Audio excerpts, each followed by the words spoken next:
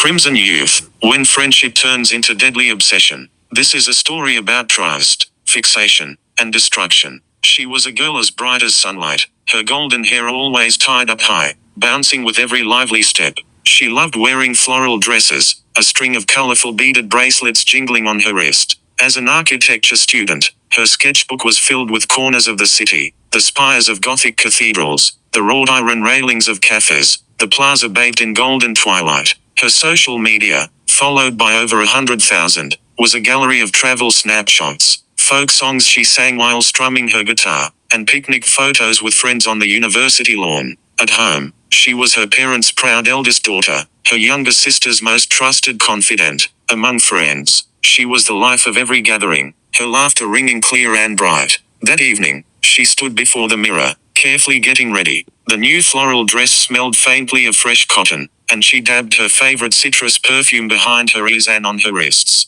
Her mother lingered in the doorway, watching as she tucked her keys, phone, and wallet into a woven handbag. "Do you really have to go?" her mother asked, fingers twisting the edge of her apron. She kissed her mother's cheek with a smile. "Don't worry, it's just bowling with friends." As the engine started, her mother's last words, "Be careful," were lost to the evening breeze. No one could have known it would be their final conversation. The mall surveillance footage faithfully captured the night's events, her friends arriving one by one, chatting and laughing by the bowling alley entrance. Time ticked by, but the girl who was always the first to arrive never appeared. At first, they assumed she was stuck in traffic, but when her phone went from unanswered to completely powered off, a sense of dread settled over them. Her boyfriend dialed 17 times in a row, the last message left unread, "On my way." When the tracking app showed her phone signal frozen in the outskirts of the city, their worst fears were confirmed. The familiar silver sedan sat silently by the overgrown roadside,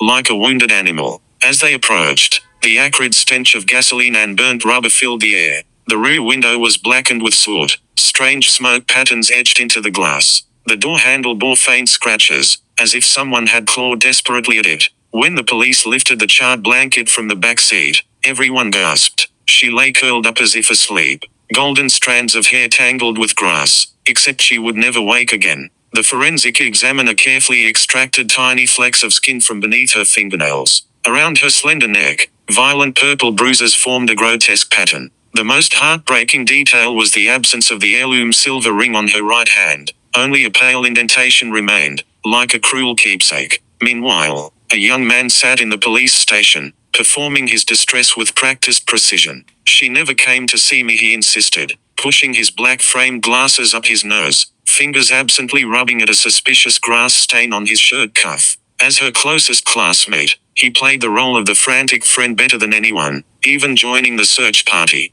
But when the police presented cell tower data proving her phone had lingered near his home for nearly 40 minutes, the cracks in his carefully constructed alibi began to show. With a search warrant, the police entered his apartment. At first glance, it was the epitome of a model student's space. Architecture textbooks neatly shelved, a half-finished urban plaza model on the desk, leftover beer from last week's barbecue in the fridge. But when officers pried open the locked specimen box in his bedroom, they were met with horror. A coffee cup stained with lipstick, wrapped in silk, strands of golden hair sealed in babs, dated meticulously, an award certificate altered to bear both their names, framed like a trophy. At the very bottom, the missing silver ring hung from a chain, gleaming coldly in the evidence bag. Under the harsh interrogation lights, faced with the recovered chat logs, his facade finally shattered. That night, she had gone to pick him up as promised, unaware she was walking into a death trap. Surveillance footage showed her adjusting her hair in the rearview mirror after parking.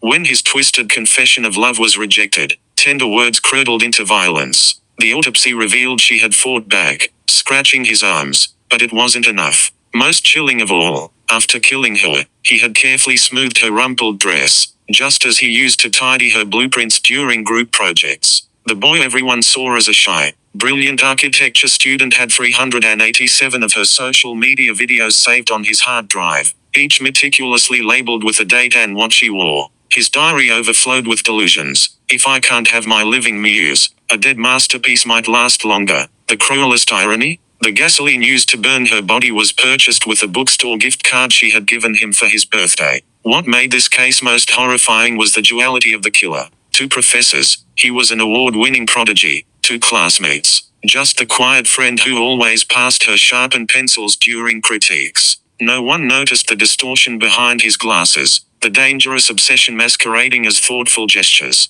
Only after the tragedy did they realize, what they mistook for friendship had long since festered into something monstrous. Now, her sketchbook remains forever frozen on its last page, an unfinished design for a city square, the shadows of a glass-domed ceiling calculated to perfection. Meanwhile, the one who promised to help her finish it sits in a detention cell, carving scale measurements into the wall with his nails. The lesson this tragedy leaves behind cuts deeper than anyone imagined. Some seemingly harmless attachments, when unreciprocated, ferment into the deadliest poisons, and the most terrifying dangers often wear the mask of friendship.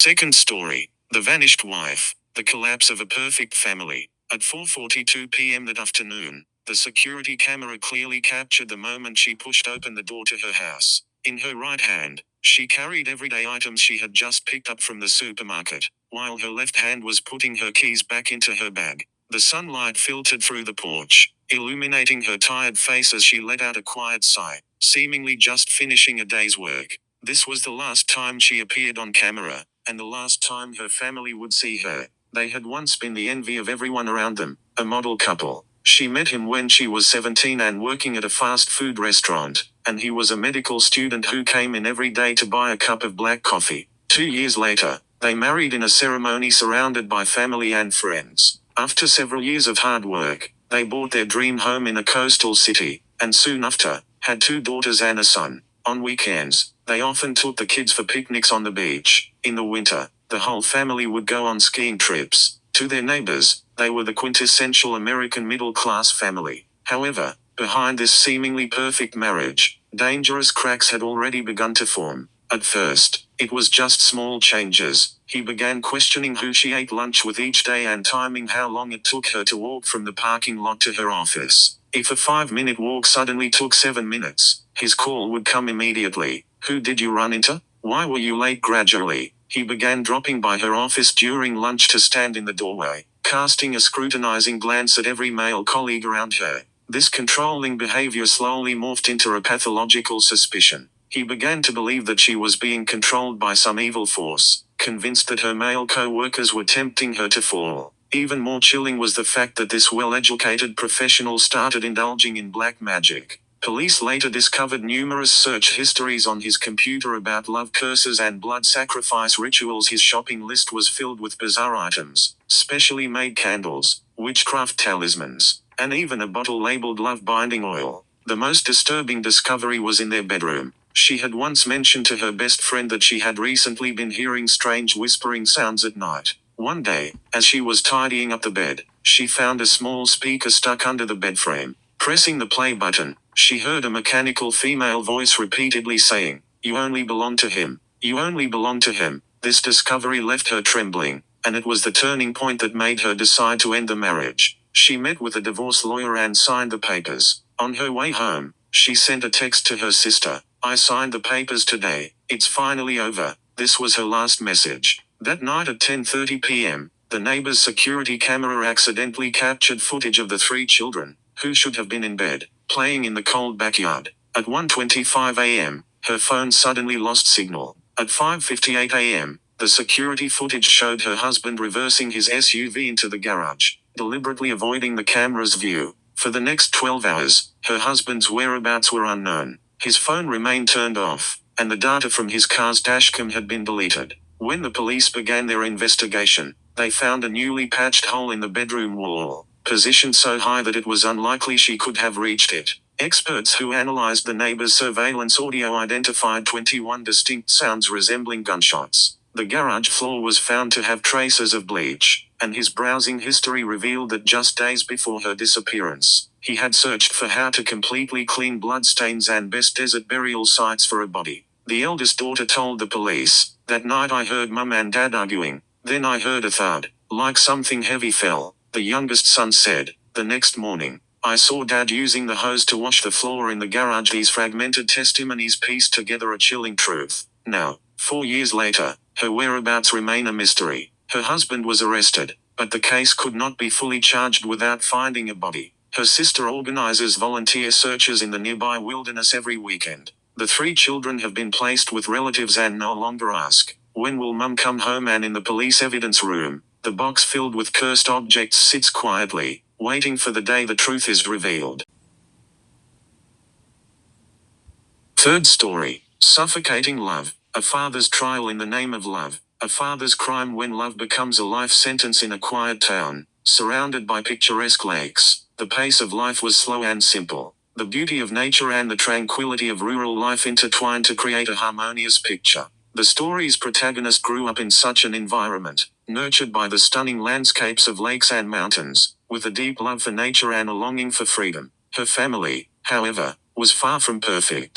Her mother suffered from illness, and her father was always tightly controlling her life, creating a stifling atmosphere at home. From childhood, she longed to escape that oppressive environment, yearning for a more liberated, purer way of living. She dreamed of leaving the noise behind, to build a small cabin in the wilderness with her loved one and live a self-sufficient life. This ideal slowly took shape and became an unshakable desire in her heart. One day, she met him. The man was warm, sincere, and full of life, his eyes always shining with a love for life. His smile deeply moved her, and they quickly realized they shared the same interests and ideals. They had nearly identical expectations for life.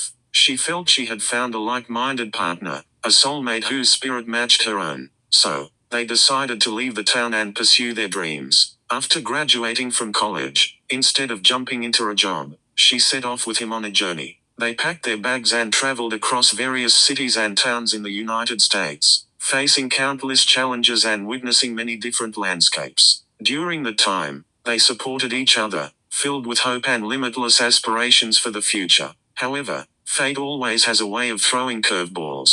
As they returned home to organize their belongings, something incomprehensible happened. Her father had offered to help with the packing, and then the man she loved suddenly disappeared. Filled with anxiety, she immediately called the police, and the investigation quickly began. As the investigation progressed, more and more doubts began to surface. Her father's words became increasingly vague, and his behavior seemed strange. The police began to suspect her father's involvement in the disappearance, and she started to realize that the love she had always believed in might not have been as warm as she had thought. The police conducted a thorough background check on her father, uncovering shocking facts. Her father had a long history of criminal behavior, a pattern that seemed to span his entire life. Despite this, he appeared to be a loving father to outsiders. However, beneath the surface, he was filled with control and violent tendencies. She had lived in such an environment her entire life, where her father constantly interfered in her affairs, even hiring private detectives to track her every move. Every attempt she made to break free was ruthlessly suppressed, and the longing for freedom she carried was never allowed to flourish. At the same time, her mother's health deteriorated, creating a tense atmosphere at home. Her brother was also struggling with gender identity issues, which made the family environment even more strained.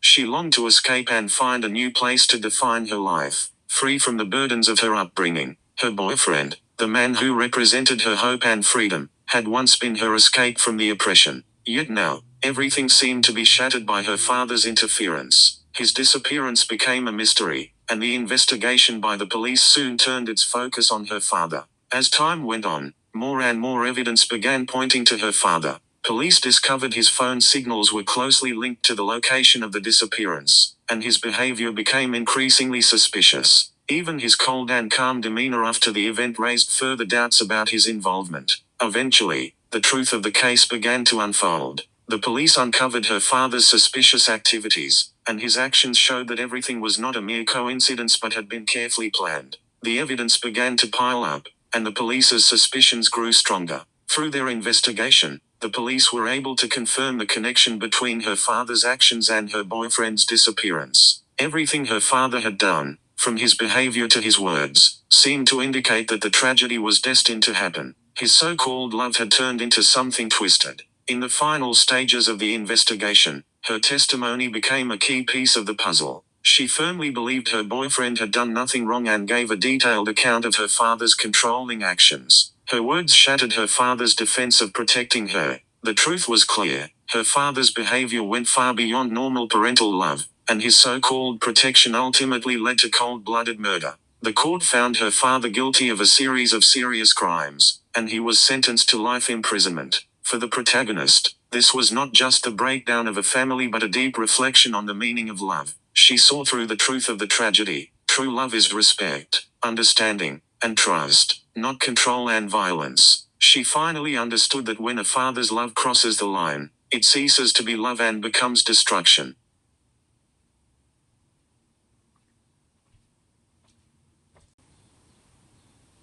Fourth story. The silent disappearance. On a summer evening, the setting sun stained the coffee shop's windows amber. The girl dried the last coffee cup and exhaled softly. This was her first job after graduating high school. Her parents had visited earlier that day, laughing about how quickly she had adjusted. At 6:23 p.m., she sent a text to her father, "Getting off work soon." 3 minutes later, his phone rang. It was her number. But when he answered, there was only static, like something was muffling the microphone. He thought it was a misdeal until over an hour passed and she still wasn't home. The commute usually took 45 minutes, but now double that time had gone by. Calls went straight to voicemail. The automated voice echoed unnervingly in the silence of his car. He rolled down the window, hoping the humid night breeze would blow away his unease. In the glow of the headlights, raindrops sparkled like scattered silver. The coffee shop's parking lot was deserted. Only her brand new scooter stood there, alone.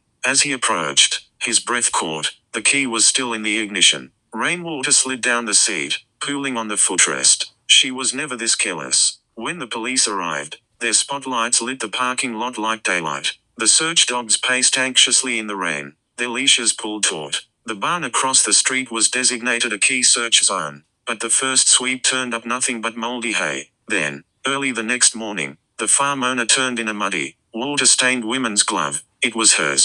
But the night before, there had been nothing there. Every second of the golden rescue window ticked by. Townsfolk formed volunteer search teams, combing the surrounding land inch by inch. Meanwhile, a chilling video began circulating on social media, posted from the girl's account 13 days before she vanished. 12 seconds long, it showed a countdown from 60, white numbers on a black background. The title was a single, solitary, 13. During the second search of the barn, a female volunteer spotted something shiny wedged in the rusted doorframe. It was one of the girl's earrings, trembling slightly in the breeze. Forensic teams moved in with equipment. In the haystack, they found traces of human waste. When someone is terrified, their body can lose control, the medical examiner explained, carefully sealing the sample into an evidence bag. Clues were scattered across the country roads like torn paper, a shattered phone screen, a neatly folded ID card, a crumpled grocery receipt, all strung along an isolated dirt path.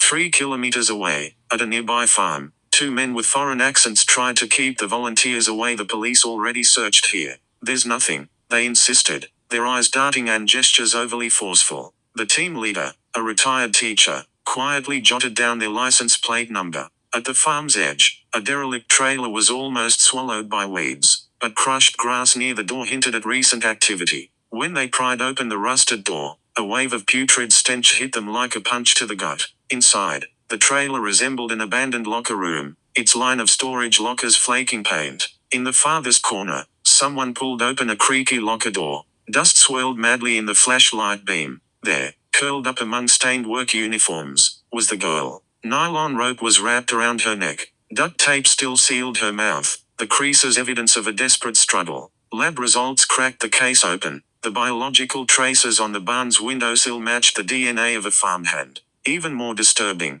the coffee shop's waitress recalled a man who always sat in the corner. He'd ask for 3 refills every time, but his eyes were always on the kitchen. On the suspect's computer, police found hundreds of fetish videos, dating back to 2 weeks before the girl started working there. In the interrogation room, the man calmly recounted the day. "I just wanted to talk to her, but she screamed." His fingers tapped a broken rhythm on the table. The people in those videos were happy. Why wasn't she? A psychological evaluation later revealed he couldn't distinguish fantasy from reality. In his mind, the videos were a script, one he believed he could reenact. On sentencing day, the girl's mother clutched her daughter's favorite floral handkerchief. The man received life in prison, but on the way to the correctional facility, he suffered an incident. A fellow inmate drove a sharpened toothbrush handle into his neck. severing the artery. Before the ink dried on the case file, the prison warden received a thank you letter from the victim's family. Inside was a single faded button, torn from the shirt she had worn on her last day. 3 months after the case closed, the coffee shop reopened. The new waitress often felt like someone was watching from the barn, but every time she opened the door, only the wind rustled the tall grass. That eerie countdown video still circulates online. The top comment reads, "She wasn't counting down. She was counting for us." Thank you for watching my Reddit love and death stories. If you like them, please subscribe and support my channel.